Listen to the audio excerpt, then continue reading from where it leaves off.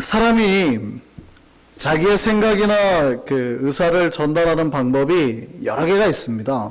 뭐 각종 기호나 부호, 뭐 사인 같은 거죠. 뭐 신호 같은 거. 이런 게 우리 서로에게 주는 메시지죠. 그래서 인간이 자기의 어떤 원하는 그 의사를 전달하려고 할 때 이런 사인들을 옛날부터 아니면 그걸 썼다고요. 가장 그 대표적인 부호가 있죠. 그게 뭡니까? 모스 부호.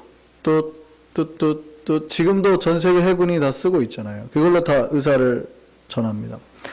또 군대에 가면 수신호가 있어요. 그래서 그 손으로 막 이렇게 깃발로도 하죠. 1번, 뭐 2번, 뭐 3번 이래가지고 멀리서 막 방위각 몇 도 지금 포수 알아 뭐 이런 거 하잖아요. 뭐 포병들이나 뭐 손으로도 다 이렇게 사인을 하거든요. 옛날에는 어떻게 했습니까? 전쟁이 나면 깃발을 들고 빨간색 깃발을 흔들면 공격, 하얀색 깃발을 흔들면 후퇴 이랬다고요. 그러니까 어떤 이런 사인들도 우리의 의사를 전에 전달해주는 좋은 그 예가 될 수 있어요. 그런데 인간이 자기의 감정을 가장 잘 전달할 수 있는 건 뭘까요?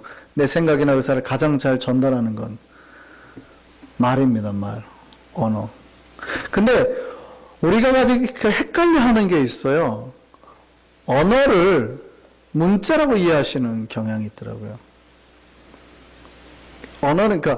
언어는 사실은 그 문자 플러스 몇 가지가 더 있어야 돼요. 뉘앙스하고 표정. 그러니까 이 뉘앙스나 표정, 감정 이런 게 빠진 거는 마치 아론과 훌이 빠진 모세와 같아요. 능력이 안 나타나요. 전혀 다르게 돼버린단 말이에요. 손이 내려오는 거예요. 그러니까 아무리 그 원래 전하려고 했던 그 말이 내용이 좋아도 뉘앙스와 표정이 좋지 않으면 원래 전달자가 전하려고 했던 의도와는 정반대의 말이 전달되기도 하는 거예요. 예를 들어서 내가 누군가에게 야, 너 진짜 잘한다 이 말을 하고 싶은 거예요. 근데 잘한다라는 칭찬의 말을 하고 싶은데 이때에는 문자인 잘한다 플러스 뭐가 필요해요? 그 뒤에 전달되는 사람의 높은 톤, 그거에 대한 따르는 아름다운 목소리, 그리고 표정, 이런 게 같이 가는 거예요. 그럴 때 저 사람이 진짜 나한테 칭찬 잘한다라고 말하는 거라고 받아들이는 거예요. 거기다 플러스 감탄사. 무슨 말이냐면 누군가 굉장히 잘했어요. 여러분이 잘한다고 말하려고 하려면 어떻게 해야 돼요? 이야 잘한다.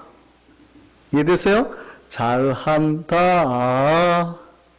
아름다운 목소리로 높은 톤으로. 이럴 때 저 사람이 나를 칭찬하는구나 라고 생각하는 겁니다. 그런데 보세요.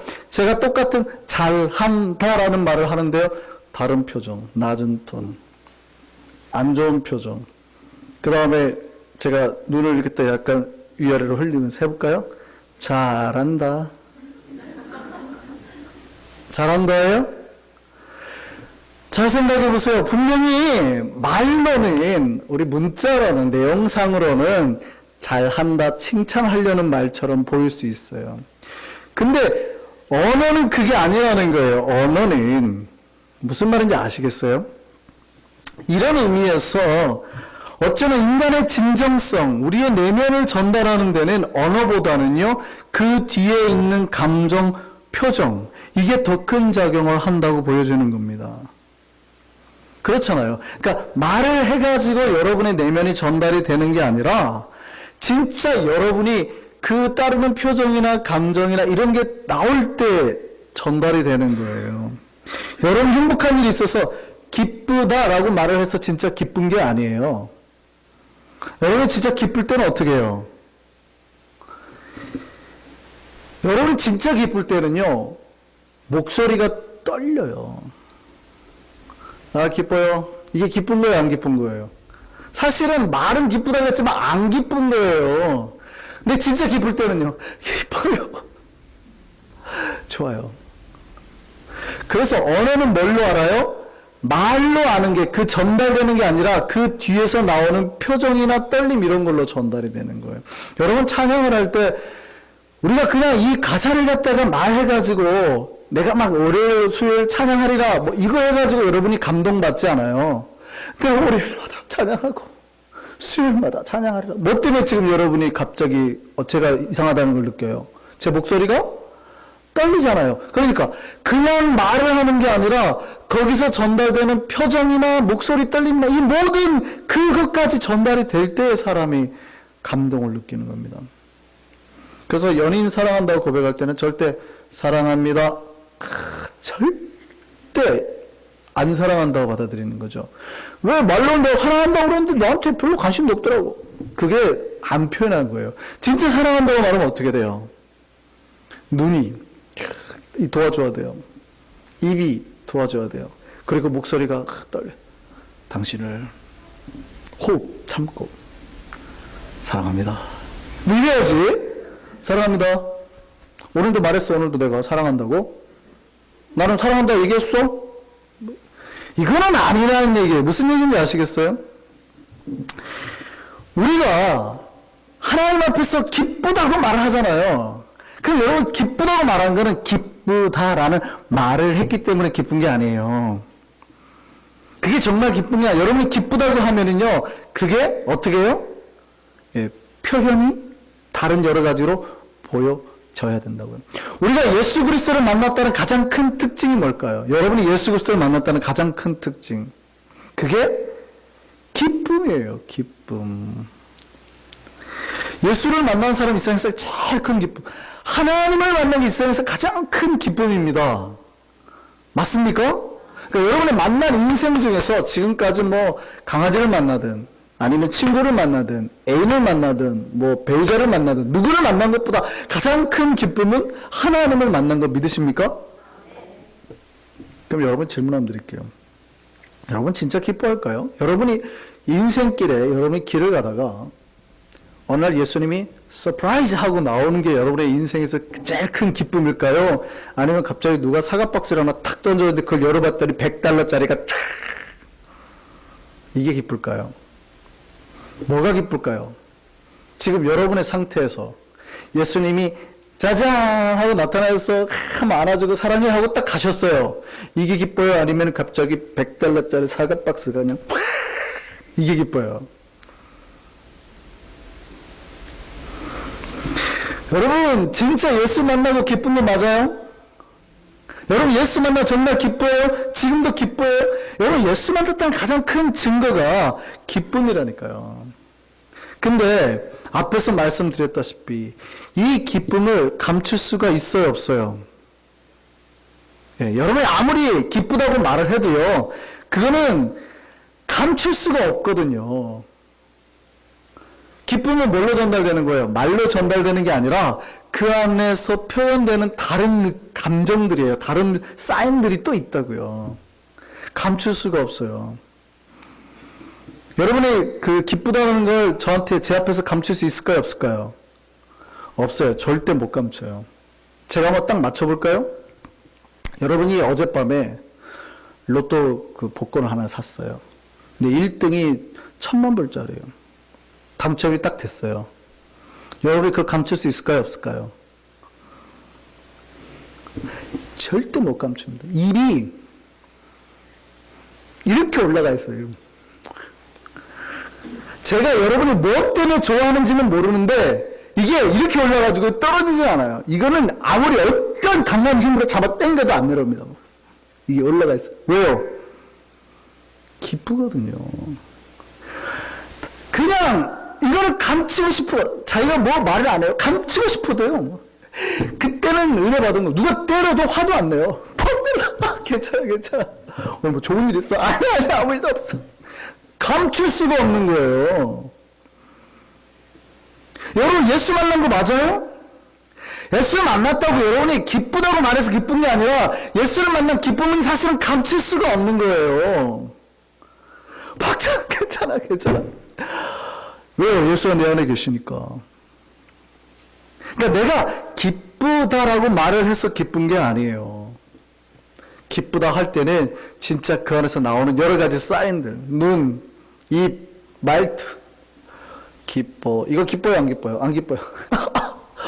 그냥 왠지 좋네. 이게 기쁜 거예요. 내가 기쁘다고 말을 안 해도. 이미 올라가 있는 게 기쁜 거예요. 이거 내려와요, 안 내려와요? 안 내려온다니까요. 근데 제가 보기에 여러분들은 올리는 게 더 힘들어요. 이게 올라가요, 안 올라가요? 안 올라간다니까요. 왜요? 기쁜 일이 있어야지, 맨날.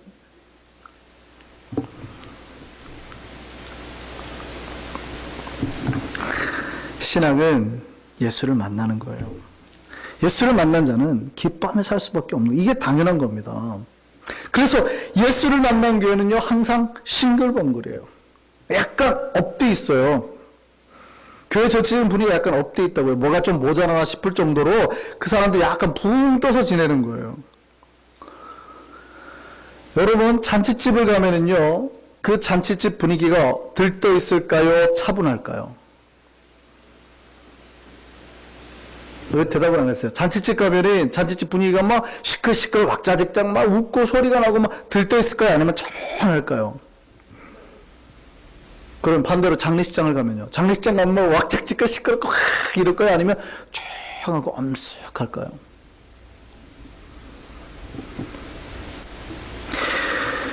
이 집이 지금 어느 집인지는 뭐를 통해서 하냐면 분위기를 통해서 하는 겁니다.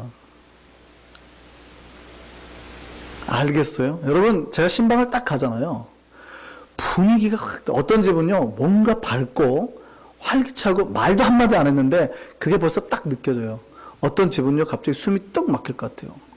조심해야겠는데, 이 집은 조심해야 되겠는데. 그 집에서는 제가 차 마실 때도 이렇게 마십니다. 조심, 두 손.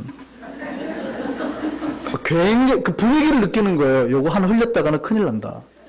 요거 카페에 물 흘렸다가는 오늘 신방 다 망친다. 뭐 이런 그런 게 있어요. 근데 어떤 집에 가면은 굉장히 따뜻해가지고, 아, 목사님 이거 오늘 밥 하는데 지금 빨리 하는데 꼭 드시고 가세요. 아, 밥만 먹겠어요. 후식도 좀 주세요. 뭔가가 따뜻하고 이런 분위기 느낌이 있거든요. 무슨 말인지 아시겠어요? 여러분이 신앙생활 잘하고 있는 교회인지 아닌지는요, 딱 들어가 본 분위기로 알아요. 우리는 모르죠. 새가족들은 딱 압니다. 처음 와봤을 때 분위기로 아는 거예요. 뭐 우리 교회는 기쁜 교회입니다. 아무리 뭐 설명해도 뭐 필요 없어요. 딱 분위기 보면 알아요. 교회는 뭐가 아니에요? 장례식장이 아니에요. 교회는 어딥니까? 잔치집입니다. 그것도 이 세상에서 가장 큰 잔치집, 천국 잔치집이라고요. 그렇다면 교회가 약간 들떠 있어야 될까요? 아니면 장례식장처럼 차분해야 될까요? 예, 어떤 분들은 교회 오면 엄숙해야 되는 줄 알고 발도 이렇게 이러고 다니세요. 아니에요. 여러분, 잔치집이니까 발을 빨리 하고 다니셔야 됩니다. 오셨어요? 오셨어요? 여기 뭐 필요해요? 이러고 다녀야지. 어디 언제 돌아가셨어요? 백내 영혼은 벌써 가셨어요? 그 아버지가 간밤에 돌아가셨고? 이건 장례식장이라고요. 교회가 장례식장이 아니에요. 교회를 장례식장 만들지 마세요. 교회는 어떤 집이라고요? 잔치집. 그러니까 여기서 막 속닥속닥 웃고 떠들고 막 분위기가 나고 막 신이 나서 노랫소리가 들리고 막 이래야 된다고요. 웃음이 담장을 넘어가고. 왜냐하면 예수를 만난 사람의 교회, 기쁨이 끊어질 수가 없는 거예요. 중요한 게 있습니다. 예수, 복음, 순교, 헌신, 선교, 사랑. 참 중요한 게 많아요. 이게 정말 다 중요한 것들이죠. 그런데 이 모든 것들을 다 표현할 수 있는 거는요, 언어가 아니라 말투, 표정, 감정, 기운, 이런 것들이더라고요. 여러분이 예수를 만났어요? 복음을 만났어요? 순교하려고 각오가 되어 있고 헌신하고 선교하고 사랑해요? 그러면 내가 순교하겠습니다, 헌신하겠습니다가 아니라 여러분에게서 그 분위기가 난다고요. 우리가 하나님의 은혜와 사랑을 가득 찬 교회라면 우리의 분위기가 벌써 우리는 많이 바뀌었어요. 사실은 많이 바뀐 건 저도 알아요. 근데 우리가 더 따뜻하고 더 기쁘고 밝은 교회로 나아가야 된다고요. 우리 교회가 그렇게 될 줄 믿습니다. 한 명도, 뭐 저나 우리 성도들 누구를 보고도 여기 계신 분들 중에 단 한 명도 위아래로 치켜뜬다거나 뭐 어떻게 잘 지냈어요? 이러면서 인상을 쓰고 가면 안 된다고요. 그 사람은 아직 예수를 못 만난 사람이에요. 물론 자기 말로는 만났다고도 할 수 있어요. 그러나 그가 입으로 말하든 안 하든 중요한 게 아니에요. 뭐가 더 중요해요? 그 뒤에서 읽혀지는 표정 이런 게 훨씬 중요하다니까요. 말로 아무리 사랑한다고 해봤자 사람들이 다 읽는 거예요. 사랑해요? 안 사랑한 거거든. 이해되시죠? 여러분 예수를 만났다고 하면 내가 예수 만났습니다라고 말을 한다고 해서 예수를 만난 게 아니라 진짜 예수 만난 자의 분위기, 그 기쁨, 그 즐거움이 여러분 안에서 느껴져야 된다고요. 전도는 뭘로 하는 거예요? 말로 하는 게 아니라 분위기로 하는 거예요. 여러분이 어느 잔치집에 초대돼서 갔다고 생각해 보세요. 그 잔치집 분위기예요. 이 잔치집이 지금 좋은지 안 좋은지는 뭘로 알아요? 잔치집 분위기로 아는 거예요. 보세요. 여러분이 이제 상상을 한번 해보세요. 옛날 우리 시골 한국의 전통적인 잔치집입니다. 뭐 천막 같은 거 쳐놓고 평상이 깔려 있고 밑에 그 멍석이 깔려 있고요. 한쪽에서는 그 솥뚜껑 뒤집어 가지고 전을 하고 있고 막 그래요. 밖에서는 막 잔치 사람들 막 오라고 이렇게 막 하고 있고. 근데 여러분이 그 잔치집을 딱 들어갔어요. 이 잔치집 분위기가 좋은지 안 좋은지는 뭘로 알아요? 이 잔치집이 좋은지 안 좋은지는 딱 보면 분위기로 아는 거예요. 딱 봤더니 한쪽에서 일하는 사람이 벌써 입이 이만큼 나왔어요.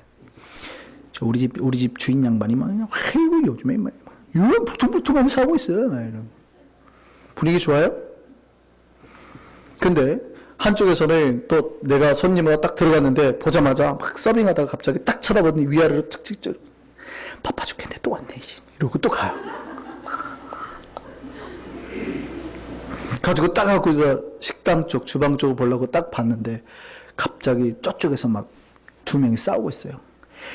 야 내가 이게 도토리 먹이 이렇게 하지 말라고 했지 이게 이렇게 뻣뻣해가지고 이게 가느냐 들어가냐 막 싸우고 있어요. 자, 이 잔치집 분위기가 좋나요 안 좋나요? 문 밖에서는 말합니다. 우리 잔치집 좋아요. 빨리 오시라고. 우리 잔치집 좋아요. 그러면 말로 좋다고 해가지고 좋은 거예요? 아니에요. 들어가서 그 잔치집 분위기를 한눈에 착 보면 안 되니까요. 여기서부터 저까지 싹 보면 알아요. 어떤 잔치집이 좋아요? 일하는 사람들의 표정. 항상 밝고 싱글싱글 확 쏟았어요. 그럼 갔대. 야, 이거 그냥 누가 너 이거 쏟으래. 그게 아니라 괜찮아, 빨리 가, 내가 치울게. 와가지고 갑자기 누군가가 그럼 딱 보는 순간 알잖아. 여기 분위기 괜찮은데? 아니 이거 왜 여기 지금 머리카락 안 보여요? 아니 그냥 드세요. 머리카락 빼고. 그게 아니라 갑자기 그죠? 죄송합니다. 제가 아까 실수로 떨어뜨린 것 같습니다 하고 빨리 바꿔드릴게요 하고 가는 집. 여기 분위기 괜찮은데? 실수가 없는 게 아니에요. 그죠?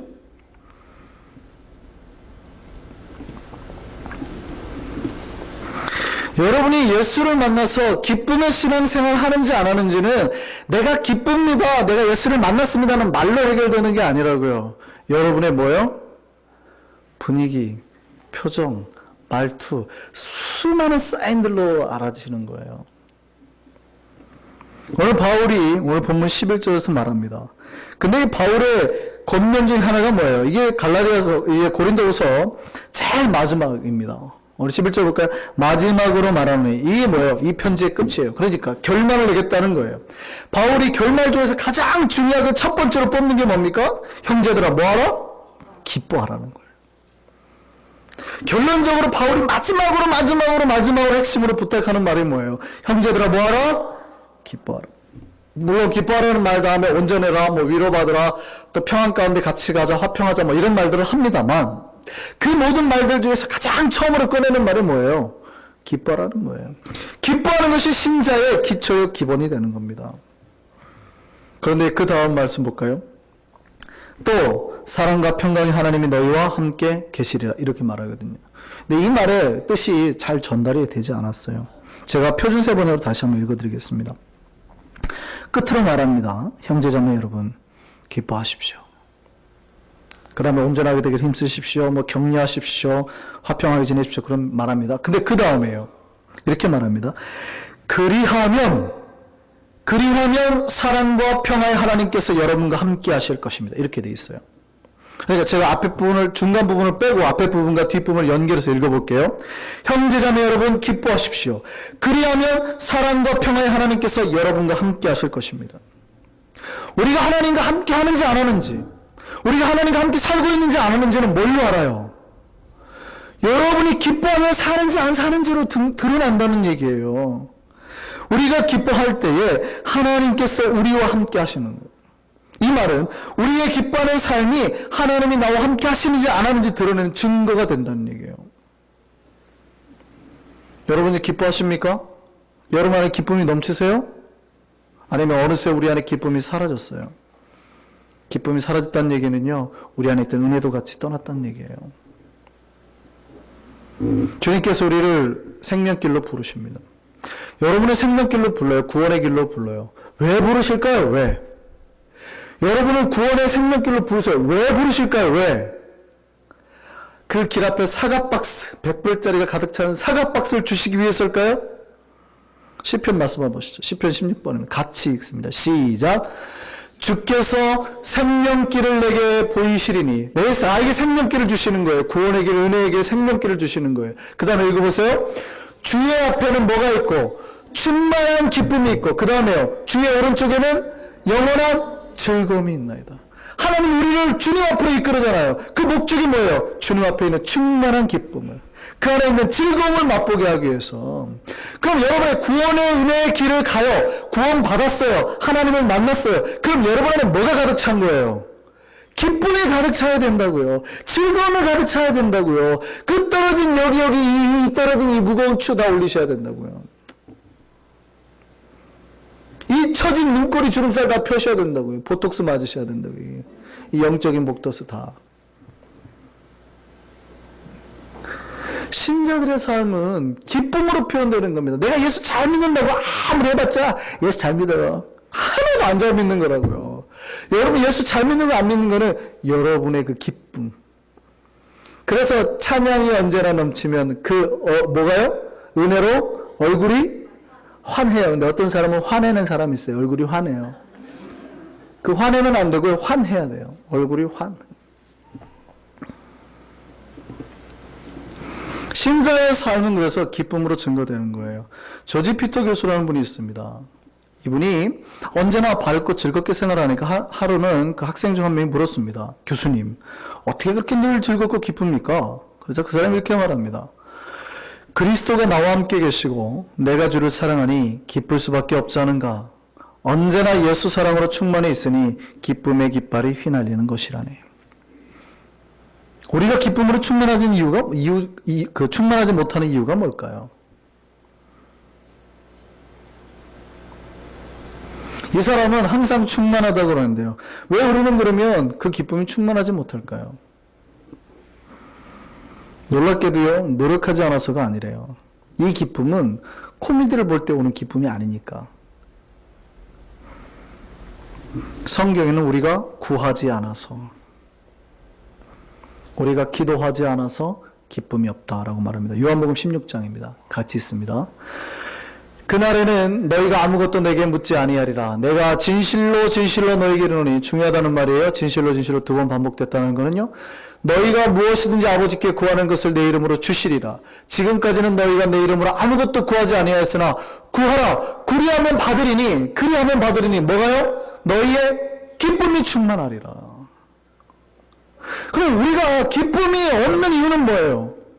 구하지 않아서, 기도하지 않아서. 기도하는데 맨날 뭐만 구해요? 우리 앞에 100불짜리 상자가 던져지게 하여 주옵소서. 이것만 기도하니까. 진짜 하나님이 우리를 이끄는 건 뭘 주기 위함인 돼요? 그 앞에 있는, 하나님 안에 있는 기쁨, 그 오른편에 있는 즐거움을 주기 위함인데, 우리의 목적은 주님이 주신 기쁨이 아니라 사과 박스에만 있어가지고 뭐가 없어요? 기쁨이 없어요. 하나님 우리를 뭘 채워주시는 분이에요? 기쁨을 채워주시는 분이에요. 기뻐했으면 좋겠습니다. 성경에 얼마나 기뻐라고 많이 말하는 줄 아세요? 우리가 잘 아시죠? 데살로니가서 5장 18절 16절에 뭐라고 그래요? 항상 기뻐하라. 빌립보서 4장 4절에 또 말합니다. 주 안에서 항상 기뻐하라. 기뻐하지 않을까 봐 내가 다시 말하노니 기뻐하라. 왜요? 왜 이렇게 우리에게 자꾸 하나님은 기뻐하라, 기뻐하라, 기뻐하라고 말하는 걸까요? 기뻐하는 것이 우리가 이 세상을 살아가는 힘이기 때문입니다. 기뻐하는 것이 우리가 이 세상을 이길 수 있는 능력이기 때문입니다. 하나님을 대해서 기뻐하는 것이 우리가 이 세상에서 누릴 수 있는 가장 큰 행복이기 때문입니다. 느헤미야서 8장 10절 하반절에 이렇게 말씀하십니다. 여호와를 인하여 기뻐하는 것이 너희의 힘이니라.